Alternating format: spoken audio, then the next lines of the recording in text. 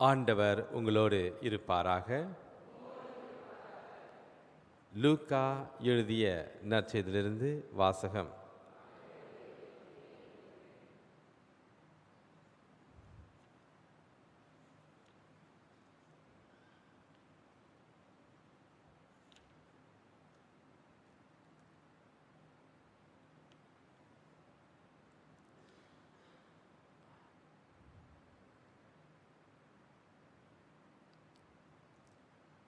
ஒருவருக்கு 2 புதல்வர்கள் இருந்தார்கள். அவர்களுள் இளையவர் தந்தையை நோக்கி, அப்பா, சொத்தில் எனக்கு உரிய பங்கை தாரும் என்றார். அவர் சொத்தை அவர்களுக்கு பகிர்ந்தளித்தார். சில நாள்களுக்குள் இளைய மகன் எல்லாவற்றையும் திரட்டி கொண்டு தொலை நாட்டிற்கு நெடும் பயணம் மேற்கொண்டார். அங்கு தாறுமாறாக வாழ்ந்து தம் சொத்தை பாழாக்கினார். அனைத்தையும் அவர் செலவழித்தார். பின்பு அந்த நாடு முழுவதும் கொடிய பஞ்சம் ஏற்பட்டது. அப்பொழுது அவர் வறுமையிலே வாடினார். எனவே அந்நாட்டு குடிமக்களுள் ஒருவரிடம் அண்டி பிழைக்க சென்றார். அவர் அவரை பன்றி மேய்த்து தம் வயல்களுக்கு அனுப்பினார். அவர் பன்றிகள் தின்னும் நெற்றுகளால் தம் வயிற்றை நிரப்பினார். ஆனால் அதை கூட அவருக்கு கொடுப்பாரில்லை. அவர் அறிய தெளிந்தவராய், என் தந்தையின் கூலி ஆட்களுள் தேவைக்கு மிகுதியான உணவு இருக்க நான் இங்கு பசியால் சாகிறேனே. நான் புறப்பட்டு என் தந்தையிடம் போய், அப்பா, கடவுளுக்கும் உமக்கும் எதிராக நான் பாவம் செய்தேன். இனிமேல் நான் உம்முடைய மகன் எனப்பட தகுதியற்றவன். உம்முடைய கூலியாள்களுள் ஒருவராக என்னை வைத்து கொள்ளும் என்பேன் என்று சொல்லி கொண்டார். உடனே அவர் புறப்பட்டு தம் தந்தையிடம் வந்தார். தொலைவில் வந்து கொண்டிருந்த போதே அவர் தந்தை அவரை கண்டு பரிவு கொண்டு ஓடிப்போய் அவரை கட்டி தழுவி முத்தமிட்டார். மகனும் அவரிடம், அப்பா, கடவுளுக்கும் உமக்கும் எதிராக நான் பாவம் செய்தேன். இனிமேல் நான் உம்முடைய மகன் என்பட தகுதியற்றவன் என்றார். தந்தை தம் பணியாளரை நோக்கி, முதல் தரமான ஆடையை கொண்டு வந்து இவனுக்கு உடுத்துங்கள். இவனுடைய கால்களுக்கு கைக்கு மோதிரமும் காலுக்கு மிதியடியும் அணியுங்கள். கொழுத்த கன்றை கொண்டு வந்து அடியுங்கள். நாம் மகிழ்ந்து விருந்து கொண்டாடுவோம். ஏனெனில் என் மகன் இவன் இறந்து போயிருந்தான், மீண்டும் உயிர் பெற்று வந்துள்ளான். காணாமல் போயிருந்தான், மீண்டும் கிடைத்துள்ளான் என்றார். அவர்கள் மகிழ்ந்து விருந்து கொண்டாட தொடங்கினார்கள். அப்போது மூத்த மகன் வயலில் இருந்தார். அவர் திரும்பி வீட்டை நெருங்கி வந்து கொண்டிருந்த போது ஆடல் பாடலையும் கேட்டார். ஊழியர்கள் ஒருவரை வரவழைத்து, இதெல்லாம் என்ன என்று வினவினார். அதற்கு ஊழியர் அவரிடம், உம் தம்பி வந்திருக்கிறார். அவர் தம்மிடம் நலமாக திரும்பி வந்திருப்பதால் உம் தந்தை கொழுத்த கன்றை அடித்திருக்கிறார் என்றார். அவர் சினமுற்று உள்ளே போக விருப்பம் இல்லாதிருந்தார். உடனே அவருடைய தந்தை வெளியே வந்து அவரை உள்ளே வருமாறு கெஞ்சி கேட்டார். அதற்கு அவர் தந்தையிடம், பாரும், எத்தனை ஆண்டுகளாக நான் அடிமை போன்று உமக்கு வேலை செய்து வருகிறேன்.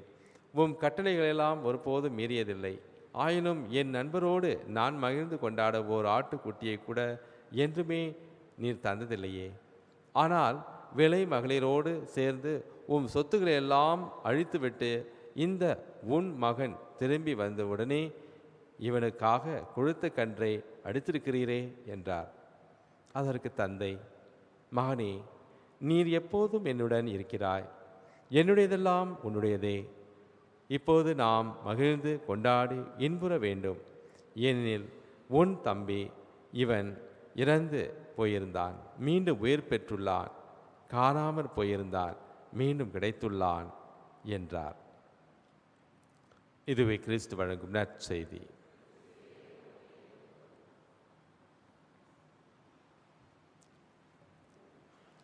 ஒரு மறைக்கல்வி வகுப்பில் இதே லூக்கா எழுதிய நற்செய்தியை படித்தார் அந்த ஆசிரியர். அதிலும் காணாமல் போன மகன், ஊதாரி மகனுடைய இந்த கதையை படித்து விளக்கிய பிறகு அந்த டீச்சர் கேட்டாங்க, இந்த கதையில் யார் ரொம்ப துன்பப்பட்டிருக்கிறாங்க, சொல்லுங்கள் பார்ப்போம். அப்போ ஒரு பையன் சொன்னான், டீச்சர் ரொம்ப துன்பப்பட்டது அந்த கொழுத்த கன்றுக்குட்டின்னு. அந்த கொழுத்த கன்றுக்குட்டி கொண்டுட்டாங்க. அன்னைக்கு விருந்து கொண்டாடினாங்க. அப்போ அந்த பையன் சொன்னது உண்மைதான். இறை மக்கள் நம்மளுடைய மத்தியிலே, ஒருவேளை நம்முடைய வாழ்க்கையில் நாமெல்லாம் ஒரு மாதிரியான கஷ்டத்தில் இருக்கிறோம், ஒரு மாதிரியான துன்பத்தில் இருக்கிறோம். என்னுடைய துன்பங்கள் என்ன? என்னுடைய வாழ்க்கையில் துன்பங்கள் யாவை? என்னை சுற்றி இருக்கும் துன்பங்கள் என்ன? அதை நான் உணர்ந்திருக்கின்றேனா?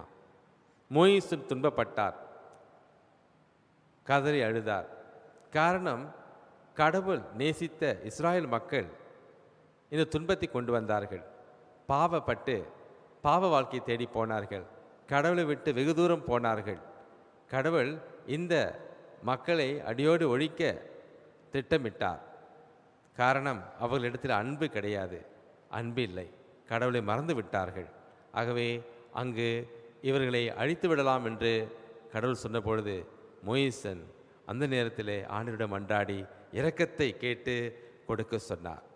இரக்கத்தின் கடவுளை, இரக்கத்தின் தந்தையை இந்த பழைய ஆகமத்தில் நாம் வாசிக்க கேட்டோம்.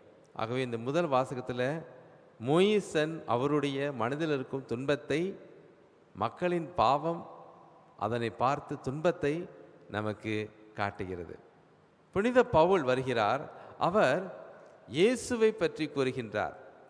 கடவுள் தந்தையுடைய இரக்கத்தின் முகம் கொண்டவராம் இயேசு கிறிஸ்து. ஆகவே இந்த திருச்சிலுவை பார்க்கும் பொழுது இயேசு நமக்காக இறந்ததை நாம் அறிந்து கொள்ளலாம். அவருடைய பரிவன்பு.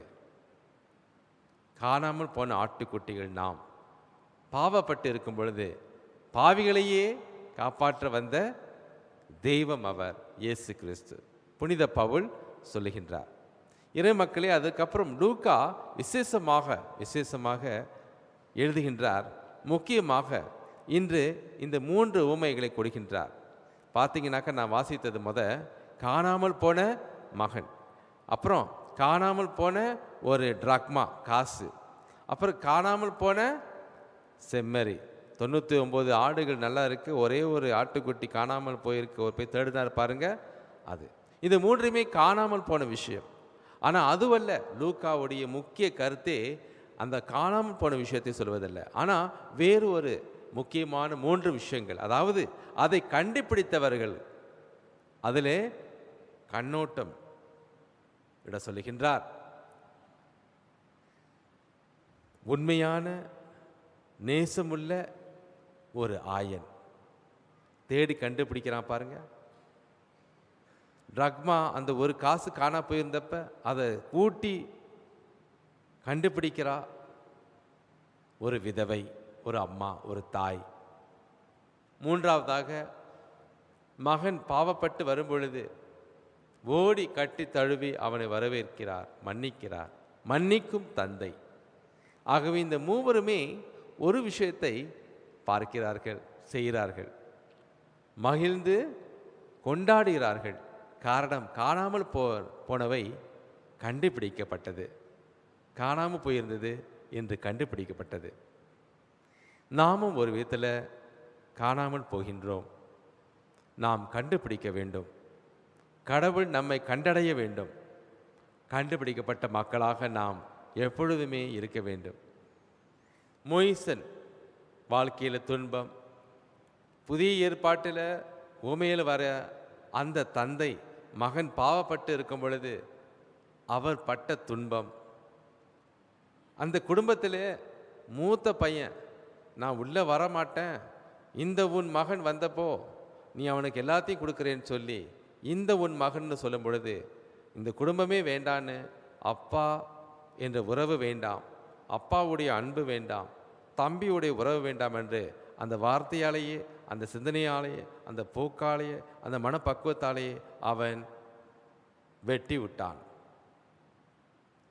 இந்த மூத்த மகன் இடத்துல இருமாப்பு, செல்ஃப் ரைச்சஸ்னஸ், இருமாப்பு அவனுக்கு ஒரு பெரிய பாவம். இந்த இருமாப்பு இருக்கும் பொழுது, இந்த ப்ரைடு இருக்கும் பொழுது கடவுளுடைய இரக்கமும் கடவுளுடைய மன்னிப்பும் வெகு தூரத்திலே போய்விடும். ஆகவே இந்த மூத்த மகனின் இடத்திலும் ஒரு பெரிய துன்பம் இருந்தது. அதுதான் அவனுடைய இருமாப்பு. இறை மக்களை இன்று இந்த திருப்பலி பூசையில் நமக்காக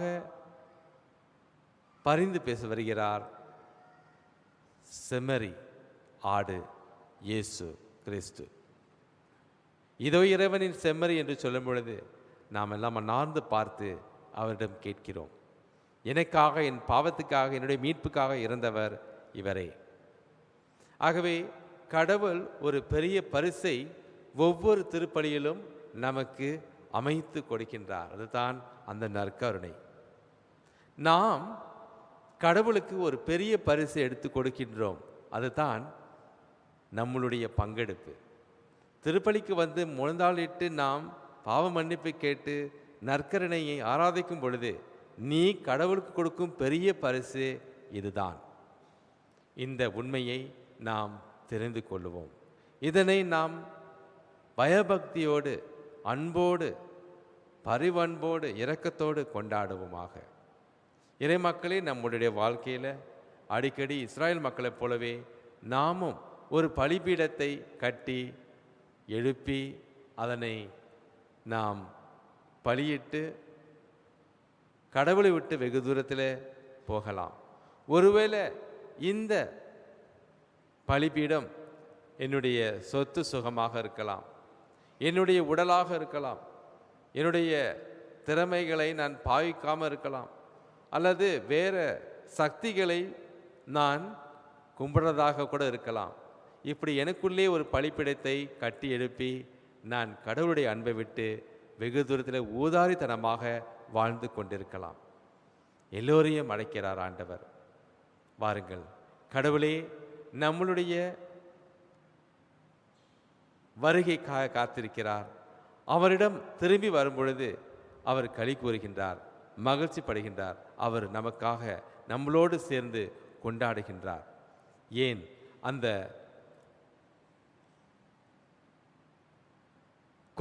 கொல்லப்பட்ட ஆட்டுக்குட்டி கூட அந்த நேரத்தில் ஒருவேளை களி கூறும். காரணம், நல்லதுக்காக வெட்டி கொண்டாடப்படுறது பாருங்க.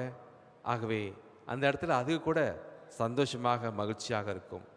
நாம் திரும்பி வரும்பொழுது இதுதான் நடக்குது. வான் வீட்டிலே பெரிய மகிழ்ச்சி உண்டாகுது. ஆகவே திருச்சபை நமக்கு கொடுக்கும் 2 முக்கிய அருட்சாதனங்கள் நாம் கொண்டாடுவோம். அதனை எப்பொழுதும் மறக்க வேண்டாம். பாவ மன்னிப்போம், திவ்ய நற்கருணை ஒவ்வொரு ஞாயிற்றுக்கிழமையும் கொண்டாடிட வாருவோம். ஆண்டவர் நமக்காக காத்திருக்கிறார். இந்த இரக்கத்தின் ஆண்டவரை நாம் தொடர்ந்து கொண்டாடி களி கூறுவோம். ஆமீன்.